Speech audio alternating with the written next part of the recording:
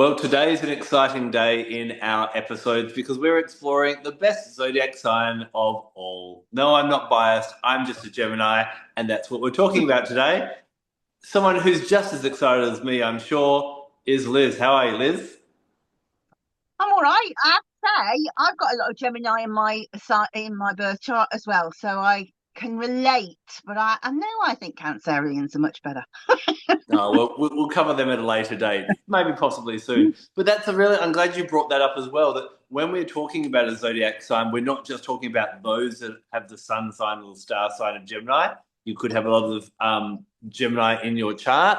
Or, as we've been talking about, the opposing sign. So, the opposing sign of Gemini is Sagittarius. So, whereas the Gemini mind is very much onto the details and all the little bits and pieces, Sagittarius is the big picture. And this is really interesting because, as I've said, I'm a Gemini, and my mother, who, as well as being my mother, also works with me on a business sense as well, she's a Sagittarian.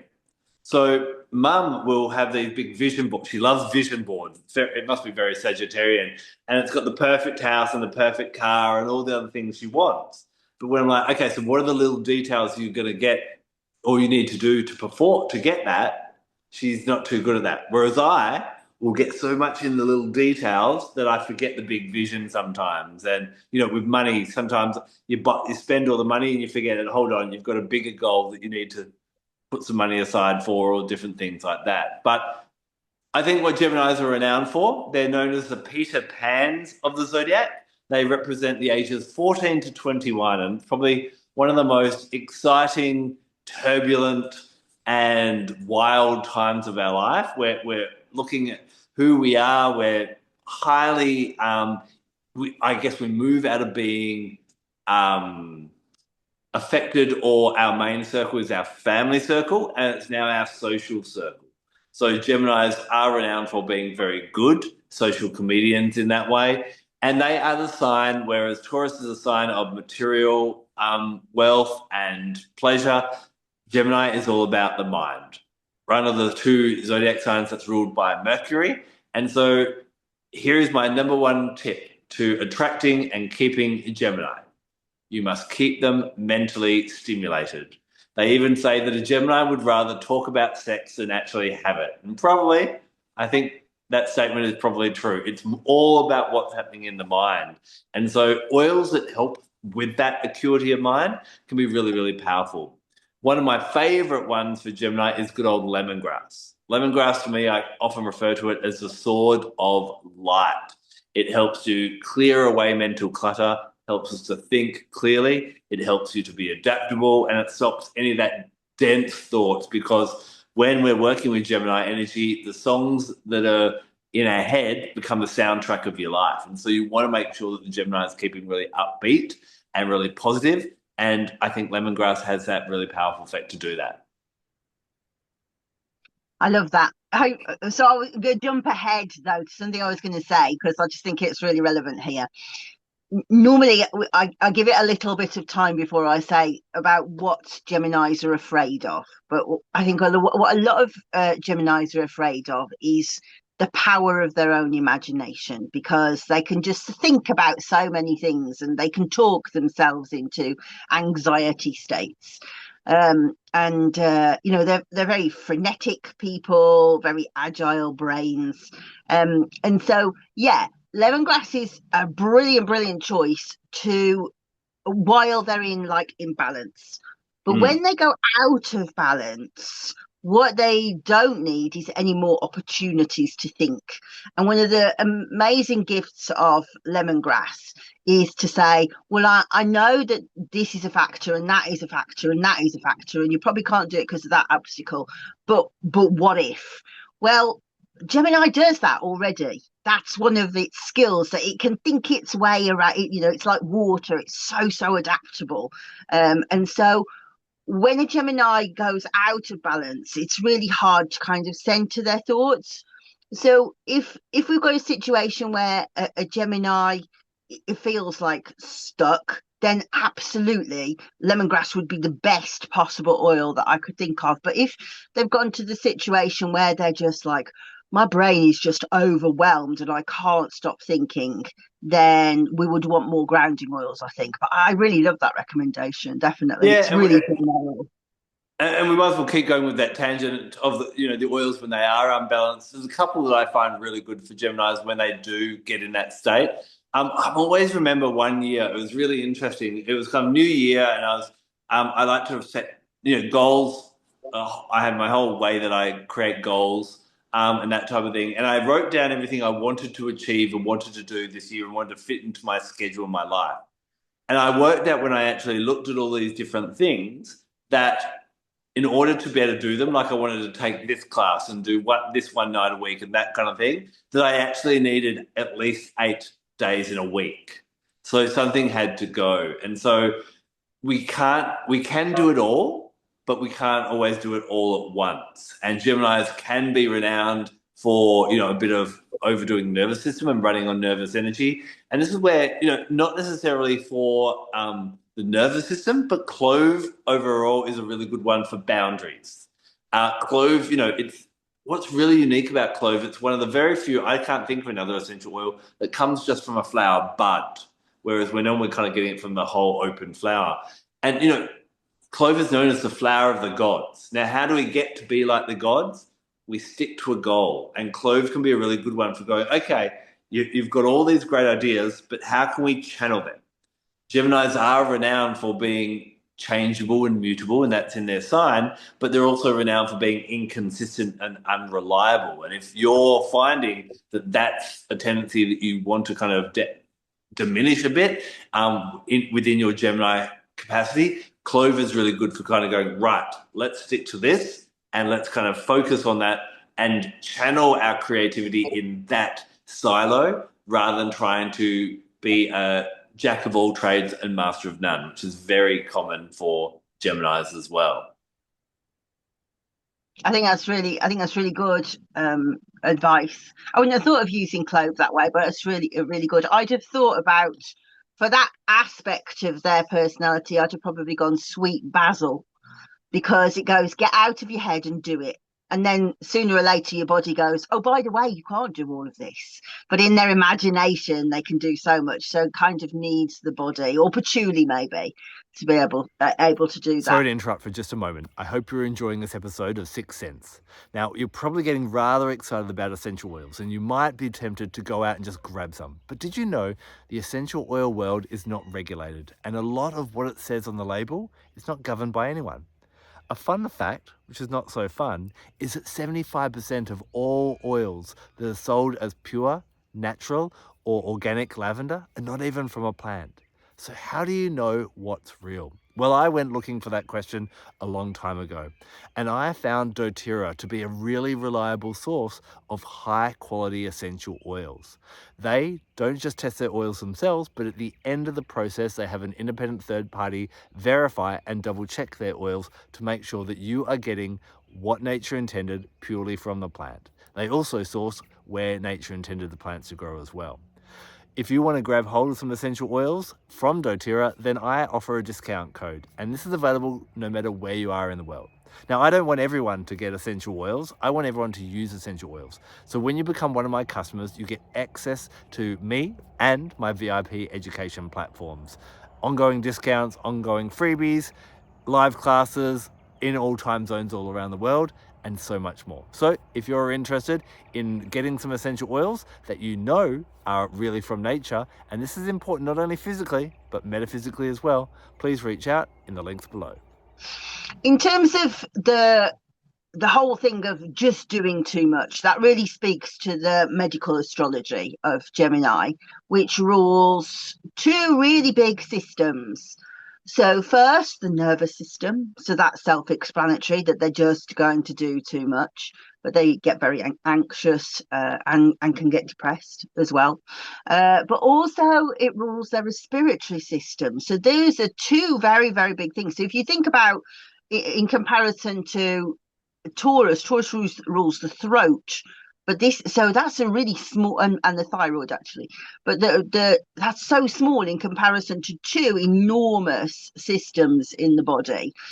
And so quite often you will find that people with a lot of Gemini in their chart have a dispensation towards respiratory problems that are related to stress. And so things like asthma, for example, can get definitely worse when they're stressed.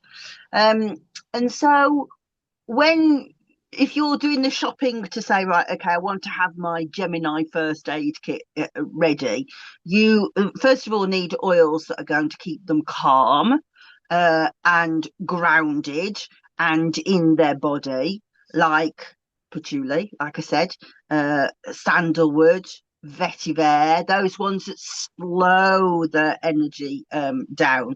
Because remember, this is a mutable sign, it's all over the place. It's all about movement. So as a natural dispensation, they're frenetic. So we want to calm that down. But then also we want oils for the respiratory system. So if we think of a crossover of that, we might think of frankincense, for example, really good for the nervous system, really good for breathing. Also vetiver as well, because it slows the breath. All of those kind of oils that sort of associate between the two systems are going to be helpful. I really also like clary sage for Gemini, because Gemini has a Mercury rulership. And so that's ruled by Mercury. But it's all about what one imagines and sees through the third eye. Geminis have got a really strong third eye because their imagination's so big, but they think so quickly.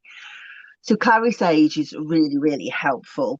And the other one that I've got down is laurel leaf, because again, laurel leaf has this associations through the Oracle of Delphi with oracular and prophecy and seeing, but also with the immune system and with the respiratory system. So laurel leaf can be really helpful if somebody gets a bad cough or a cold. What we'd want to be looking at is, okay, is something out of kilter with their nervous system? How has this, of course, they've caught a bug, but what's going on behind the scenes? Are they very stressed? Do they need to slow down? Do they need to take a day off? Do we need to press the off switch aromatically? And so those kind of oils slow down the person and then slow down the breath. It's really interesting. I thought we were going to have a bit of a double up, because one of the other oils that I'd kind of allocated for the Geminis to bring up in this discussion when you talk about all the calming oils, because I think ylang ylang is absolutely perfect. Yellow flowers are often associated with Mercury, and when we inhale ylang ylang, we know physically it helps us to relax. It settles down the mind. It's my favorite sleep oil for Geminis and anyone who has that overactive mind during the day. It carries you off, it transports you to a beautiful tropical island where you're on a holiday and there's no agendas and nothing that needs to be done, and just allows you to take it easy and just quells the mind a lot. And I think ylang ylang is one that I use a lot as a Gemini, especially when I have been working late, or there's the worst thing is for me to kind of come up with a bright idea at 10 o'clock and then try and go to bed and go, I'll think about that later. I remember with one of my Oracle decks, The Magic of Essential Oils, that sprang into my head at 10 o'clock, and I gave up at midnight and then just got up and started writing and planning this Oracle until 5 a.m. in the morning type of thing. So ylang ylang can be a really nice one, especially for them to take into the bedroom, just to get slowed down the mind, to recalibrate the mind. And maybe, I did joke about it at the start. Well, I was quite serious that they'd rather talk about sex rather than have it. Ylang ylang maybe brings them back into their body and out of their mind, which can be a bit of a, when unbalanced, we definitely don't want to take away a Gemini's superpower, but when their superpower becomes their super detriment, that's when ylang ylang could be a nice one to bring in, along with ones like the sandalwood that you mentioned as well. Yeah, and I mean, top of my list was lavender. I know it sounds really, really boring, but just calming them is so effective for a Gemini, because the brains don't switch off. Yeah. I will point out, I mentioned Clove for their boundaries, and you kind of counteracted that with Basil, which is a really good solution, because Basil does have that beautiful support for the adrenals and that trying to be everywhere at once kind of thing, supporting the Geminis, and that can be really powerful as well. I did actually want to talk about one Sagittarian oil or one citrus that I allocate personally to the Sagittarians, and that is tangerine. Tangerine I call the explorer's or the traveler's oil. There is traditions in China of when you leave your house, you leave tangerines in the house to protect it. But tangerine can also be used not only to protect your dwelling when you leave, but protect you when you go out on adventures.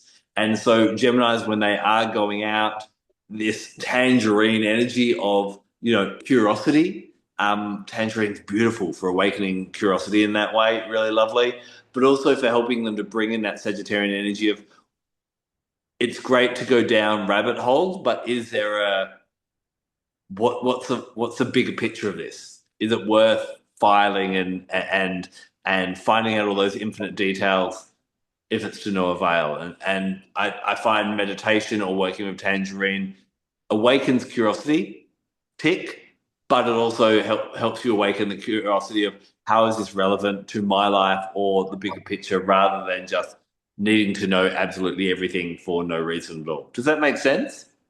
Yeah, it does. I wouldn't have thought of that, but for me, if I was going to try and imbue that energy, I would go for osmanthus. Mm. Osmanthus goes, look at the entire sky all at once, rather than looking at one star. It has that Yeah. huge opening. So yeah, that's really interesting. I wouldn't have thought of that. Yeah. One interesting thing is, and I don't know if you've ever heard a discussion about or a reason behind it, but we're talking about Taurus, and Taurus are renowned for that kind of stability. And then as soon as you flick into the next zodiac sign, you go into someone who's totally unstable in some ways. And then next week, obviously, we're going to be talking about Cancer. That kind of goes back to that more homely and emotional and more in the heart than the head. So it is quite interesting how the zodiac signs and just the shifting of from one position in the sky to the next, we do kind of really switch from, it's not a crossfade from one personality to the next. It's really a quick jolt, isn't it? Yeah, well, it is, isn't it? Unless you're thinking about it in terms of decans, like you're splitting each sign up into three decans, then you'll see that it's like a slower ticking of the clock across. But yeah, I mean, as you say, as you go from like a fixed sign to a mutable sign, or a fire sign to a water sign, the energetics are so really different. And for somebody perhaps who's actually, my husband's born on the cusp of Virgo and Libra, and sometimes it's really quite confusing watching the crossover of the Yeah, very much so. It is. I always find cusp interesting as well, because yes, there are cusps, obviously, when you're very close to each of that signs, but there is a minute between. There's 1 minute when the zodiac is in Gemini, and the next minute when it is actually in Cancer, and so on. So everyone can actually find out exactly what sign it's in. And we should point out as well, when you are born around that 21st, 22nd mark, um, the zodiac clock doesn't tick to the next sign at exactly the same time each year. So knowing your time of birth and then looking at your birth chart in that respect, you can actually work out exactly where the planets were. Was the sun in Gemini? Was it in Cancer, or so on as well? Now, next week we are going to dive into Cancer, and I'm quite interested that you're one of my Cancerians in my life, Liz, and there's another one as well who keep on trying to stake their claim, but I've got lots of Gemini, and I'm like, wonder why that is. So maybe we'll explore that next week. But we do want to point out, when you get to the end of this video, we've talked about a lot of oils for each of the zodiac signs, and there may be one or two, maybe one that you're not so familiar with, something like osmanthus. We've created playlists for each zodiac sign. So jump in, look at that playlist, and you can kind of do a deeper dive into each of those oils and work out which ones are best for you as a Gemini or the Geminis in your life. But we've got to get on with Cancer. We'll see you next week to just explore that and discover what we can about the first water sign of the zodiac. Until then, take care and blessed be. Bye-bye. I'm Elizabeth Ashley, UK Director for the National Association of Holistic Aromatherapy and founder of the Aromatic Mystery School, where essential oils meet the deeper, more mystical side of healing. Here you'll explore the spiritual, emotional and energetic dimensions of plants. and learn how to weave them into your own rituals and well-being practices. If you're ready to work in a way that nourishes both your soul and your senses, join us at the Aromatic Mystery School. The link's right below.